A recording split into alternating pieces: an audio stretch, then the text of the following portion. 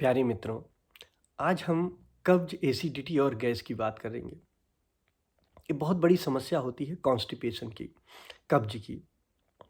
और कब्ज में कोई भी दवा आप होम्योपैथिक स्टोर से लेके खा लेते हो और इसीलिए वो दवा ठीक से काम नहीं करती।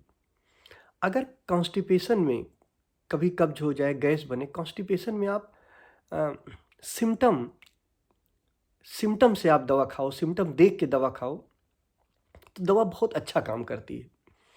तो आज हम डायग्नोसिस पे ज़्यादा चर्चा नहीं करेंगे, सिर्फ कुछ लक्षण बताएंगे कॉन्स्टिपेशन की और कुछ दवाएं बताएंगे। तो अगर आप कॉन्स्टिपेशन उन लक्षण के आधार पे वो दवाएं आप खाते हो, दवाएं लेते हो, मेडिसिन लेते हो होम्योपैथी की, तो बहुत अच्छा काम करेगी। मतलब ऐसे रैंडमली नहीं लेना चाहिए कि आप कोई भी दवा नक्स ले लिए, कार्बोबेज ले लिए, कुछ भी आप स्टोर से लेके खा लेते हो, दवा काम नहीं करती, या फिर कुछ दिन काम करती है फिर काम नहीं करती। तो अगर लक्षणों के आधार पर लेते हो तो ज़रूर काम करेगी।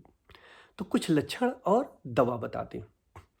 देखिए, अगर बहुत ध्यान से आप समझिए, अगर अपने पेट को, एब्डोमेन को 3 हिस्से में आप बांट लीजिए। एक नाभि के ऊपर का हिस्सा, एक नाभि के नीचे का हिस्सा और एक नाभि के हिस्सा जो मिडिल, अपर पार्ट हो गया, लोअर पार्ट हो गया, लोअर एब्डोमेन हो गया, अपर एब्डोमेन हो गया, और एक मिडिल जो बीच का होगा, अम्बलाइकल रीजन जिसको कहते हैं। 3 भाग में हमने बांट दिया। अगर अब यहाँ ध्यान से समझना है, अगर नाभि के ऊपर कभी भी पेट में दर्द होता है, गैस बनती है, एसिडिटी होती है या बार बार डकार आती है, तो ऐसे में आपको कार्बोवेज लेना है। कार्बोवेज 200 पावर की 5-5 बूंद दिन में 3 बार लीजिएगा। ध्यान रखिएगा, नाभि के ऊपर का हिस्सा इसमें इन्वॉल्व है। और अगर नाभि के नीचे का हिस्सा, मतलब कि नाभि के नीचे के हिस्से में कभी भी अगर आपको दर्द हो, गैस बन रही हो, भूख न लग रही हो, एसिडिटी बार बार हो रही हो, तो आप लाइकोपोडियम लीजिएगा, या आप मेडिसिन जरूर लीजिएगा। अगर इस तरह के सिम्टम आपको आते हैं, जरूर आराम मिलेगा आपको। नाभि के नीचे का हिस्सा, यहाँ सबसे अच्छी दवा होती है लाइकोपोडियम 200 पावर की। लाइकोपोडियम 200 पावर 5-5 बूंद 3 बार। कब लेना है? जब नाभि के नीचे वाले भाग में दर्द हो, गैस बने, फ्लैटुलेंस बार बार निकल रहा हो, सही से न निकले, पेन बहुत ज़्यादा हो, ऐसे में आप लाइकोपोडियम ले सकते हैं।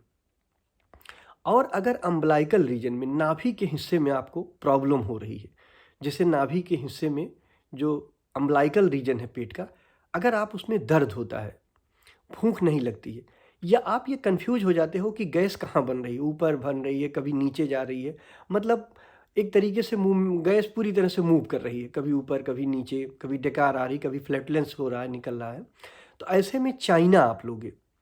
चाइना क्यू पावर में लोगे, 20-20 बूंद दिन में 3 बार, थोड़े से गुनगुने पानी में, पूरी तरह ठीक हो जाओगे। और चाइना में एक लक्षण और होता है, भूख भी नहीं लगती, तो ऐसे में आप चाइना ले सकते हो अगर इस तरह की कंडीशन है। अच्छा, कभी कभी क्या होता है, कहीं पार्टी शार्टी में, कहीं शादी में, कहीं आप कुछ जैसे बहुत ज़्यादा गरिष्ठ भोजन खा लिए, स्पाइसी खा लिए, चिली खा लिए, तो पेट में अचानक दर्द होता है, या बहुत ज़्यादा ओवर ईटिंग कर लिए, तो ऐसे में सिर्फ नक्स भूमिका लेनी है 200 पावर की 5-5 बूंद दिन में 3 बार लेनी है। 100% आराम होगा। जो लक्षण मैं बता रहा हूँ, अगर इन लक्षणों पर और सीधी एक ही दवा लोगे, ये नहीं आप कई दवा ले रहे हो एक साथ ना, वही दवा लो जो ठीक ठीक आपको सिम्टम हो रहा है। तो अम्बलाइकल रीजन में पेन हो, यानी नाभि के रीजन में आपको पेन हो रहा है, नाभि के रीजन में आपको दर्द हो रहा है, या आप कोई हैवी डाइट ले लिए, ओवर ईटिंग कर ली, नक्सबोम क्या आप ले सकते हो 5-5 बूंद दिन में 3 बार। नक्सबोम क्या की 200 पावर। अच्छा, एक सबसे बड़ी समस्या होती है कि लैट्रिन बहुत कड़ी हो, लैट्रिन हो ना, बार बार आप स्टूल जाओ, स्टूल बहुत टाइट हो, तो ऐसे में होम्योपैथी में आपको ध्यान रखना है, लैक्सेटिव नहीं लेना है। अंग्रेजी में भी लैक्सेटिव दवाएं नुकसान करती हैं। क्यों?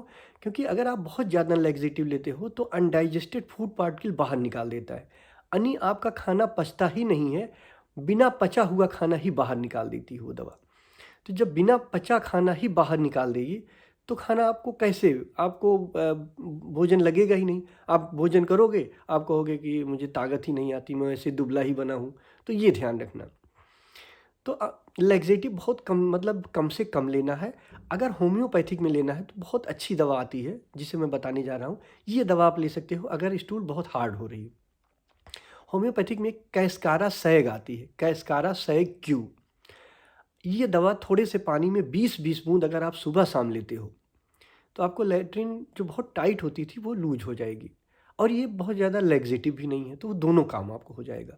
हाँ, कैस्कारा सैग के साथ चिलिडोनियम क्यू भी ले सकते हो आप। चिलिडोनियम क्यू 5-5 बूंद या 5 से 10 बूंद के बीच में आपको सुबह शाम लेना है।